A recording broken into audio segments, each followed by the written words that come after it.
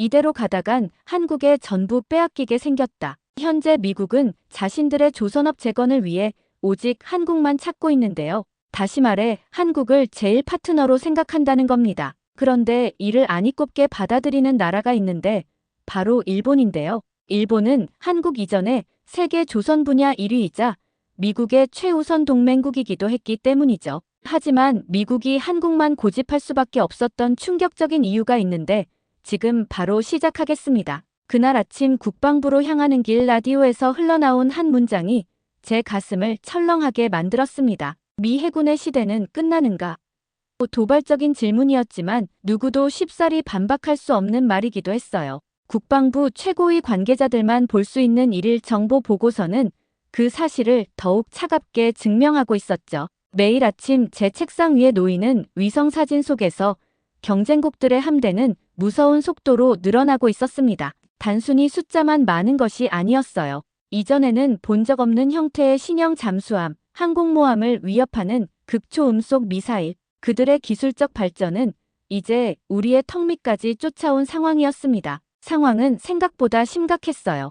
우리 함대의 절반 이상이 설령 20년을 훌쩍 넘긴 노후 함선들이었습니다. 수십 년간 세계의 바다를 지배해온 자부심은 이제 녹슬어가는 선체와 함께 조금씩 침몰하고 있었던 걸지도 모릅니다. 이대로 가다간 해상 주도권을 잃는 것은 시간 문제였죠. 그건 단순한 위신 추락의 문제가 아니에요. 전 세계 무역로의 안전과 동맹국들의 안보가 모두 우리 해군의 어깨에 달려 있었으니까요. 이 절체절명의 위기 속에서 시작된 프로젝트가 바로 프리덤 플릿, 우리말로 하면 자유함대 계획이었습니다. 노후 함선을 대체하고 미래 전장의 판도를 바꿀 차세대 함대를 대규모로 건조하는 그야말로 미국의 명운을 건 거대한 계획이었죠. 그리고 그 계획의 실무를 총괄하는 책임자가 바로 저 마이클 앤더슨이었습니다. 제 사무실에 들어서자 익숙한 것들이 저를 맞이했었죠. 책상 위에는 수십 개의 검토 서류들이 산처럼 쌓여 있었고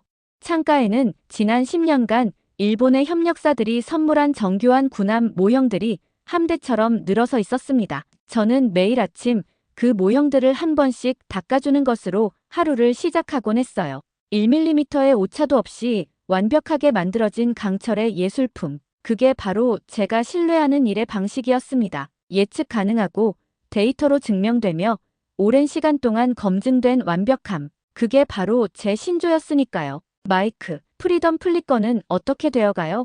위원회에서 압박이 상당하던데 제 오랜 동료인 데이비드가 커피잔을 들고 사무실로 들어오며 물었습니다. 저는 컴퓨터 화면에 띄워놓은 수십 개의 데이터표를 가리키며 자신있게 말했죠. 걱정 말게, 데이비드. 답은 이미 정해져 있으니. 화면에는 지난 70년간 미 해군과 협력해온 일본 조선소들의 실적 데이터가 빼곡하게 정리되어 있었습니다. 납기 준수율 99.8%, 하자 발생률 0.1% 미만.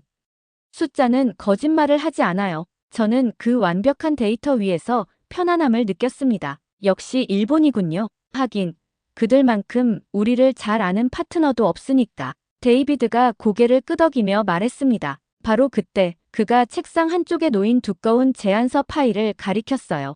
표지에는 낯선 푸른색 로고와 함께 K10 빌딩이라는 글자가 선명했습니다.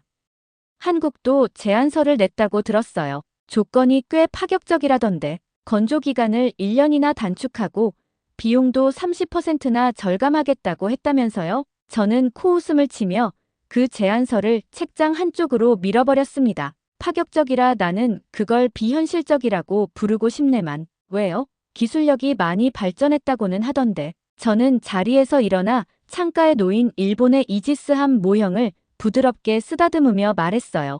데이비드, 잘 들어. 그들의 빨리빨리 문화는 가전제품이나 자동차를 만들 땐 통할지 몰라도 우리 일에선 독이 될 수 있어. 3년 걸릴 일을 2년에 끝낸다는 건 눈에 보이지 않는 어딘가를 생략했다는 뜻이야. 함선에선 1mm의 오차가 함대 전체를 위험에 빠뜨릴 수 있네. 우린 그런 리스크를 감당할 여유가 없어. 하지만 비용 절감 효과는 무시할 수 없지 않습니까? 초기 비용이 저렴하면 뭘 하나? 향후 30년간 수리비와 유지비로 더 큰 돈이 들어갈 텐데. 일본을 봐. 70년이야. 우리가 함께한 세월이. 그들의 데이터는 단 한 번도 우리를 실망시킨 적이 없어. 이건 신뢰의 문제야, 데이비드. 단순한 순노름이 아니고. 저는 다시 자리로 돌아와 한국의 제안서를 서류 더미 맨 아래에 꽂아 넣었습니다. 그저 요식행위로 검토는 하겠지만 제 마음속의 결론은 이미 내려져 있었죠. 미국의 미래를 검증되지 않은 속도에 맡길 수는 없었습니다. 오랜 시간과 데이터가 증명한 완벽함, 그것만이 유일한 답이라고 굳게 믿고 있었어요. 그때는 정말 그것이 가장 합리적이고 안전한 판단이라고 확신했습니다. 제 거대한 착각의 시작을 그때의 저는 전혀 알지 못했죠. 결국 한국으로 향하는 비행기에 오르게 되었습니다. 물론 제 마음속 최종 목적지는 일본 도쿄였지만요. 국방부의 공식 절차상 모든 후보지를 방문해야 한다는 규정이 있었고 한국 방문은 그저 일본으로 가기 전 거쳐야 하는 하나의 통과 의례 같은 것이라고 여겼습니다. 어차피 결론은 정해져 있었으니까요. 제 머릿속에는 온통 일본의 오랜 파트너들과 나눌 이야기, 그리고 그들의 완벽한 시설을 재확인할 계획만이 가득했습니다. 인천공항에 내렸을 때 처음 마주한 것은 거대한 규모와 빈틈없는 시스템이었습니다. 수많은 사람들이 오가는데도 혼잡함 대신 질서정연함이 느껴졌고 자동화된 수화물 처리 시스템은 제가 경험했던 그 어떤 공항보다도 빨랐어요. 하지만 저는 이런 피상적인 모습에 감탄할 만큼 순진한 사람은 아니었죠. 공항과 조선소는 완전히 다른 세상이니까요. 입국장을 나서자 한 남자가 제 이름이 적힌 팻말을 들고 서 있었습니다. 40대 후반으로 보이는 다부진 체격에 지적인 안경 너머로 형형한 눈빛을 가진 남자, 바로 K조선이 글로벌 전략 본부장이라는 박진우 씨였습니다. 앤더슨 매니저님, 환영합니다. 먼 길 오시느라 고생 많으셨습니다. 그의 영어는 유창했고 악수를 청하는 손에는 힘이 넘쳤습니다. 형식적인 인사를 나눈 뒤 그는 예상치 못한 말을 덧붙이더군요. 아마 이번 출장이 매니저님의 경력에 가장 놀라운 기록으로 남게 될 거라고 확신합니다. 저는 그 자신감을 과시라고 판단했죠. 속으로는 조금 불쾌하기까지 했습니다. 아직 현장을 보여주기도 전에 이런 말을 하다니 겸손함이라고는 찾아볼 수 없는 태도라고 생각했어요.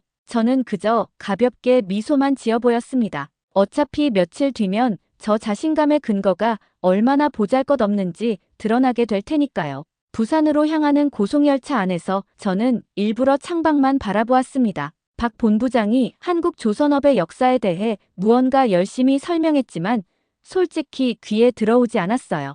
이미 수십 번은 읽어본 자료의 내용을 반복하는 것 같았거든요. 문제는 거제도 조선소에 도착한 순간부터 시작되었습니다. 버스가 마지막 언덕을 넘어가는 순간 제 눈앞에 믿을 수 없는 광경이 펼쳐졌습니다. 저는 전 세계에 내로라 하는 조선소들을 모두 가보았지만 그런 규모는 생전 처음이었어요. 하나의 도시, 아니 작은 국가라고 해도 될 만큼 거대한 부지 위에 수십 개의 골리앗, 크레인들이 하늘을 찌를 듯 솟아 있었습니다. 도쿄나 요코스카에서 봤던 일본의 조선소들이 잘 정돈된 거대한 수술실 같다면 이곳은 마치 살아 움직이는 거대한 강철의 도시 같았어요. 현재 저쪽 도크에서는 LNG 운반선을, 중앙에서는 컨테이너선을, 그리고 가장 큰 드라이 도크에서는 해양 플랜트를 동시에 건조하고 있습니다. 박 본부장이 손으로 가리키며 설명했지만 제 눈은 다른 곳에 꽂혀 있었습니다. 바로 거대한 선박 블록들이 조립되고 있는 현장이었죠. 그곳에서는 사람이 거의 보이지 않았습니다. 대신 수십, 아니 수백 대는 좋게 되어 보이는 로봇 팔들이 붉은 불꽃을 튀기며 거대한 강철 블록을 한치의 오차도 없이 꿰매고 있었습니다. 마치 잘 짜인 교향곡에 맞춰 일사불란하게 춤을 추는 것 같았어요.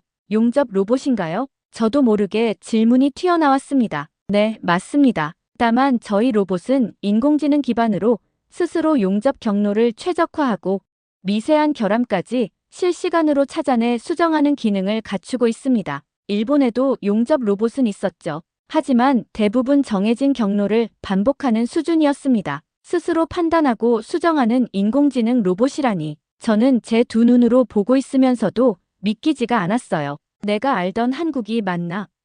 제 견고했던 편견에 첫 번째 균열이 생기는 순간이었습니다. 그날 저녁 호텔방에 혼자 앉아 복잡한 마음을 정리하고 있었습니다. 낮에 본 광경이 머릿속에서 떠나지 않았어요. 단순한 규모의 문제가 아니었습니다. 그곳에는 제가 혼란스러울 것이라고 예상했던 빨리빨리가 아닌 무섭도록 치밀하게 계산된 시스템이 존재하고 있었죠. 바로 그때 휴대폰이 울렸습니다. 워싱턴에서 걸려온 전화였어요. 상원 군사위원회의 존슨 의원이었습니다. 마이크, 보고 잘 받고 있네. 그런데 한국에서 너무 시간 낭비하지 말게. 우리 오랜 친구들이 도쿄에서 기다리고 있어. 괜한 오해를 살 필요는 없지 않겠나. 의원의 목소리는 부드러웠지만 그 안에는 분명한 압박이 담겨 있었습니다. 워싱턴의 권력자들은 이미 일본을 확정하고 있다는 명백한 신호였죠. 물론입니다, 의원님. 예정대로 진행하고 있습니다. 여긴 그저 형식적인 절차일 뿐입니다. 저는 제 마음을 숨긴 채 기계적으로 대답했습니다. 전화를 끊고 나니 마음이 더욱 복잡해졌어요. 워싱턴의 압박은 저를 현실로 끌어당겼지만 제 눈으로 직접 본 기술적 충격은 계속해서 제 발목을 잡았습니다. 바로 그때 공항에서 들었던 박진우 본부장의 말이 제 머릿속을 스쳤습니다. 그의 자신감 넘치던, 그래서 오만하다고까지 생각했던 그 한마디. 앤더슨 매니저님, 많은 분들이 속도와 정밀함은 반대되는 개념이라고 생각합니다. 하지만 저희는 다릅니다. 저희에게 속도는 완벽한 정밀함에서 나오는 결과물입니다. 완벽한 정밀함의 결과물이라 과연 저 자신감의 정체는 무엇일까? 정말 그들이 무언가, 내가 상상하지도 못했던 무언가를 숨기고 있는 것은 아닐까? 저는 그날 밤 쉽사리 잠을 이룰 수 없었습니다. 다음 날 아침, 저는 밤새 뒤척인 탓에 무거운 몸을 이끌고 박진우 본부장을 만났습니다. 어젯밤의 혼란은 여전히 제 머릿속을 떠나지 않고 있었죠. 박 본부장은 제 지친 기색을 눈치챘는지 평소와 달리 가벼운 미소만 지어 보였습니다. 어젯밤 잠은 잘 주무셨습니까? 매니저님, 오늘은 저희의 심장부를 보여드릴 분을 모셨습니다. 그가 소개한 사람은 뜻밖에도 젊은 여성이었습니다. 30대 후반쯤으로 보이는 최유진 박사 K조선의 R&D 센터장이라고 하더군요. 그녀는 화려하게 자신을 내세우기보다는 조용하지만 모든 것을 꿰뚫어보는 듯한 깊은 눈을 가지고 있었습니다. 만나 뵙게 되어 영광입니다. 앤더슨 매니저님, 저희가 무엇을 보고 어떻게 일하는지 직접 보여드리고 싶었습니다. 그녀를 따라 나선 곳은 조선소의 생산 현장이 아니었어요. 오히려 정반대 방향, 수많은 연구동들이 모여있는 단지의 가장 안쪽에 위치한 창문 하나 없는 건물이었습니다. 삼엄한 보안 검색대를 통과하고 복도를 한참 걸어가자 거대한 강철 문이 우리를 막아섰습니다. 최 박사가 자신의 아이디 카드를 인식시키자 육중한 보안문이 소리 없이 열리는 순간 저는 숨을 멈췄습니다. 제 눈앞에 펼쳐진 것은 제가 평생 상상해 본 적 없는 공간이었어요. 거대한 영화관 같기도 하고 우주선의 지휘 통제실 같기도 한 어두운 공간. 그곳의 정면 벽은 바닥부터 천장까지 좌우 끝에서 끝까지 이어지는 하나의 거대한 스크린으로 이루어져 있었습니다. 그리고 그 스크린 속에는 어제 제가 보았던 거대한 조선소가 3차원 그래픽으로 완벽하게 구현되어 실시간으로 움직이고 있었죠. 이곳이 저희의 디지털 트윈 관제센터입니다. 보시는 저 화면은 실제 조선소를 그대로 복제한 살아있는 가상의 조선소죠. 최 박사의 차분한 목소리가 정적을 깼습니다. 저는 스크린에서 눈을 떼지 못했어요. 가상의 크레인들이 실제 날씨 데이터와 연동되어 미세하게 움직이고 수천 명의 작업자들과 로봇들의 동선이 실시간으로 표시되고 있었습니다. 앤더슨 매니저님, 저희는 이 가상 공간에서 이미 프리덤 플릿을 수만 번 건조하고 해체하고 다시 건조했습니다. 저는 제 귀를 의심했습니다. 수만 번이라니, 그게 대체 무슨 의미인지 이해할 수 없었어요. 그건 일종의 정교한 설계 프로그램 같은 겁니까? 시뮬레이션 말입니다. 제가 간신히 입을 열자 최 박사는 고개를 저으며 스크린 앞에 제어판으로 걸어갔습니다. 100마디 말보다 한 번 보여드리는 게 낫겠군요. 지금부터 프리덤 플릿의 핵심 선체 블록 하나가 조립되는 과정을 시뮬레이션해 보겠습니다. 256배속으로 진행하죠. 그녀가 화면을 터치하자 거대한 선체 블록 하나가 스크린 중앙에 확대되었습니다. 수십 개의 로봇 팔들이 가상 공간에서 순식간에 블록을 조립하기 시작했어요. 저는 눈을 깜빡이는 것조차 잊은 채 그 광경을 지켜봤습니다. 바로 그때였습니다. 스크린 한쪽에 경고를 의미하는 붉은 불빛이 작게 깜빡였어요. 시뮬레이션이 순간 멈추더니 화면이 용접 부위의 한 지점으로 무한정 확대되기 시작했습니다. 방금 인공지능이 0.05mm의 잠재적 용접 분량을 예측했습니다. 현재의 온도와 강판의 미세한 성분 차이를 고려했을 때 이대로 진행하면 수년 후에 피로 균열이 발생할 수 있다는 결론을 내린 거죠. 인간의 눈으로는 절대 찾아낼 수 없는 수준입니다. 제 등줄기에 소름이 돋았습니다. 그러자 더욱 놀라운 일이 벌어졌어요. AI는 즉시 용접 로봇의 전압과 속도를 미세 조정하는 수정 코드를 생성해서 현장의 모든 관련 로봇에게 전송했습니다. 이 모든 과정이 0.1초 안에 이루어졌습니다. 이제 이 블록에서 동일한 문제는 절대로 발생하지 않을 겁니다. 그 순간 제 머릿속을 지배하던 모든 것이 무너져 내렸습니다. 빠르기 때문에 허술하다는 저의 신조가 얼마나 어리석고 시대에 뒤떨어진 생각이었는지 깨달았죠. 이들은 빨리 만들기 위해 과정을 생략하는 것이 아니었어요. 오히려 그 반대였습니다. 발생 가능한 모든 문제를 가상 세계에서 미리 해결하고 완벽하게 검증된 단 하나의 절차만을 현실 세계에서 실행하기 때문에 낭비되는 시간 없이 빠를 수밖에 없었던 겁니다. 어젯밤 저를 괴롭혔던 박진우 본부장의 말이 비수처럼 날아와 제 가슴에 박혔습니다. 속도는 완벽한 정밀함에서 나오는 결과물이다. 그것은 과장된 구호가 아니라 이 경이로운 시스템에 대한 가장 정확한 설명이었던걸요. 저는 마지막 남은 이성의 끈을 붙잡고 데이터 신봉자로서의 마지막 질문을 던졌습니다. 어떻게든 이 완벽함 속에서 작은 흠이라도 찾아내고 싶었어요. 이 시스템의 실제 현장에서의 오차율은 어느 정도입니까? 최 박사는 말없이 제어판을 다시 조작했습니다. 그러자 스크린 한쪽에 복잡한 데이터표가 나타났어요. 지난 1년간 건조된 52척의 선박에서 설계 대비 시공 오차율은 0.001% 미만입니다. 그리고 그마저도 전부 자가 진단을 통해 수정된 값입니다. 사실상 제로에 가깝다고 보시면 됩니다. 저는 아무 말도 할 수 없었습니다. 그저 거대한 스크린 속에서 완벽하게 돌아가고 있는 미래를 멍하니 바라볼 뿐이었죠. 저는 한국에 와서 흠을 찾으려 했습니다. 하지만 제가 찾은 것은 감히 상상조차 해본 적 없는 완벽함이었습니다. 제 20년 경력과 신념이 송두리째 흔들리고 있었습니다. 워싱턴으로 돌아온 저는 제 인생에서 가장 무거운 책임감과 마주해야 했습니다. 한국에서 돌아오는 비행기 안에서 저는 수십 번이고 보고서를 고쳐 썼어요.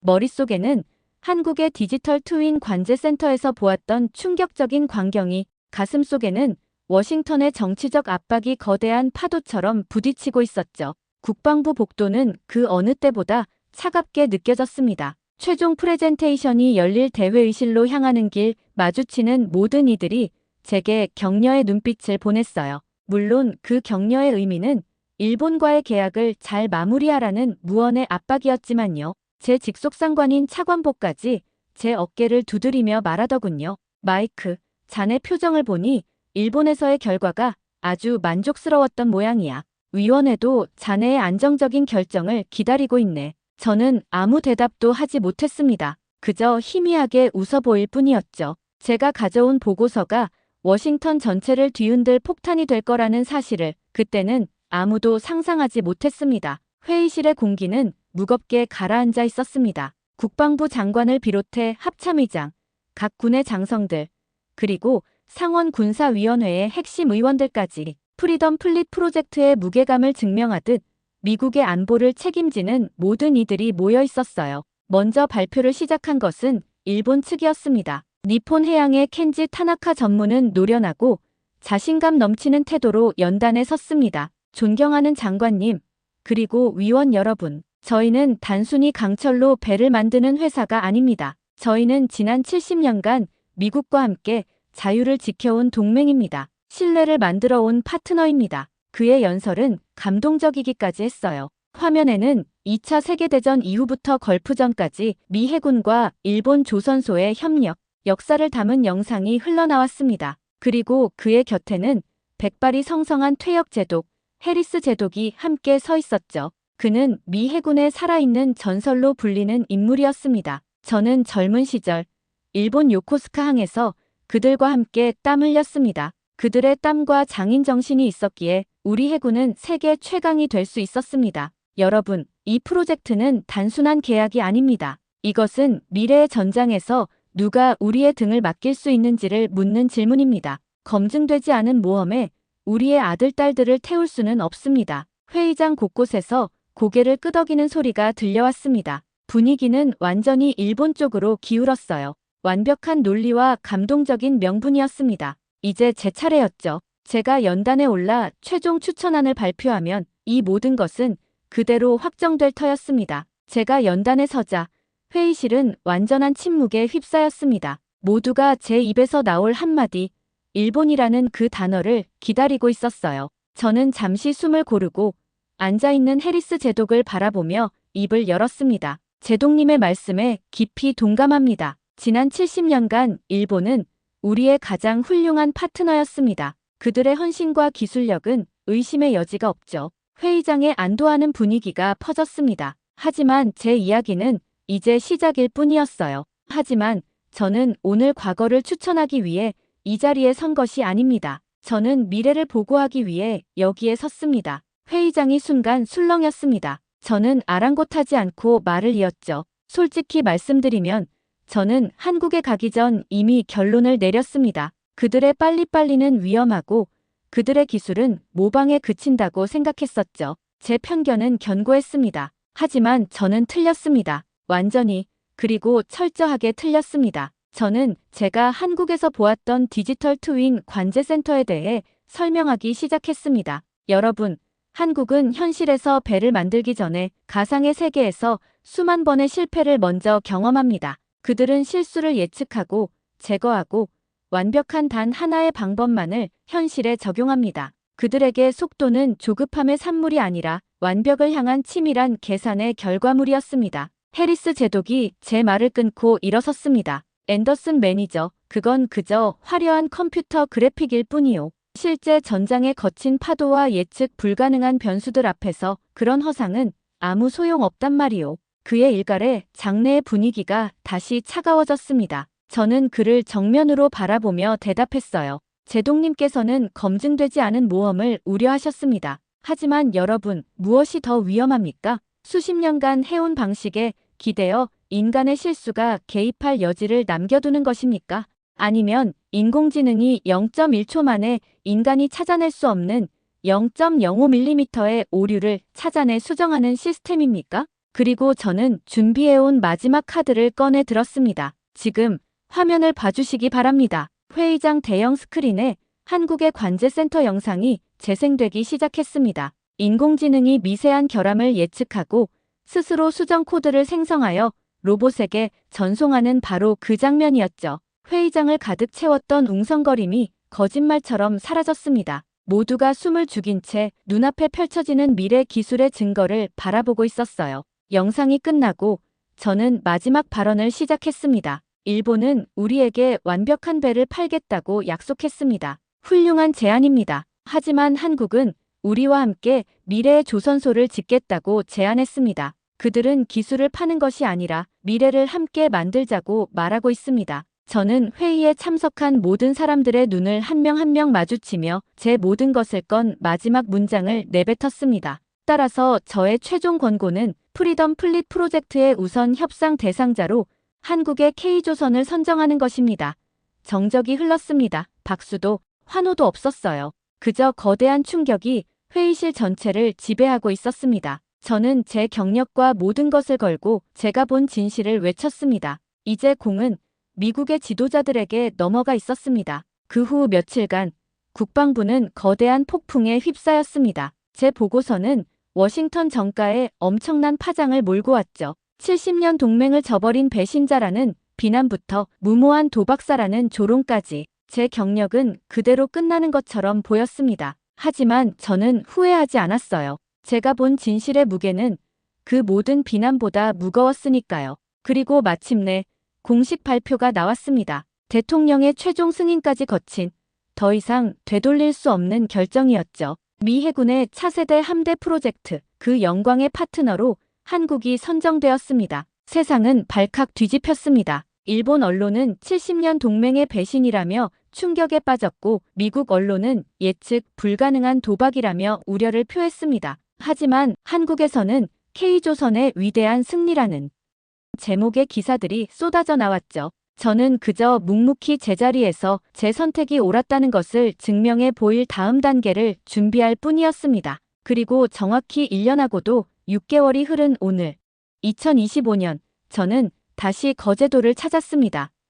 처음 방문했을 때의 의심과 긴장감은 온데간데 없고 제 마음은 축제를 앞둔 아이처럼 설레고 있었어요. 한미 합작 1호 함선 USS 파이오니어의 진수식이 열리는 날이었거든요. 조선소는 1년 반 전보다 훨씬 더 활기찬 모습이었습니다. 곳곳에서 한국인과 미국인 기술자들이 스스럼 없이 어울려 농담을 주고받으며 일하고 있었죠. 피부색과 언어는 달랐지만 그들의 눈빛 속에는 최고의 함선을 함께 만들고 있다는 자부심이 똑같이 빛나고 있었습니다. 앤더슨 매니저님, 아니, 이젠 마이크라고 불러도 되겠죠? 감회가 새롭습니다. 1년 반 전, 당신의 그 용기가 없었다면 오늘은 없었을 겁니다. 박진우 본부장이 환한 웃음으로 저를 맞아주었습니다. 그의 곁에는 이제는 저와 가장 친한 친구가 된 최유진 박사도 함께였어요. 아닙니다. 박 본부장님, 제 용기가 아니라 여러분의 실력이 증명해낸 결과입니다. 제가 한 일은 그저 사실을 보고한 것뿐인걸요.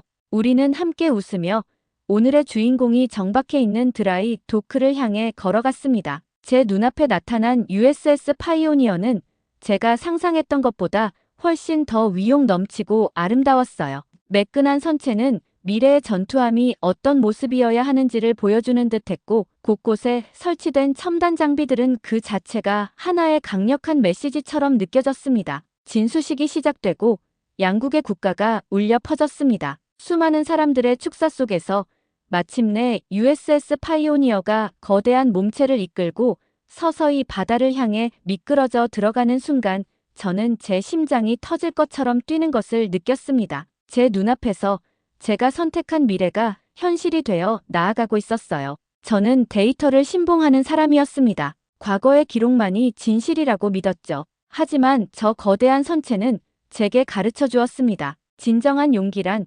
익숙하고 안전한 과거에 머무는 것이 아니라 데이터 너머의 가능성을 보고 미지의 미래를 향해 과감히 돛을 올리는 것이라고 말입니다. 그날 이후 세상은 정말로 변하기 시작했습니다. USS 파이오니어의 압도적인 성능이 알려지자 영국의 해군 참모 총장이 직접 한국을 찾았고 호주와 캐나다에서도 기술 협력을 요청해왔습니다. 한국의 디지털 트윈 기술은 이제 세계 조선업의 새로운 표준이 되었죠. 한때 저를 비난했던 워싱턴의 동료들은 이제 저를 미래를 내다본 선구자라고 부르기 시작했습니다. 저는 이제 곧 워싱턴으로 돌아가 프리덤 플릿 2차 계획을 지휘하게 될 겁니다. 물론 다음 파트너 역시 한국이 될 거고요. 한국은 우리에게 단순히 배를 판 것이 아니었습니다. 그들은 우리에게 함께 성장하자는 미래를 선물했습니다. 거대한 바다 위를 힘차게 나아가는 USS 파이오니어의 모습을 바라보며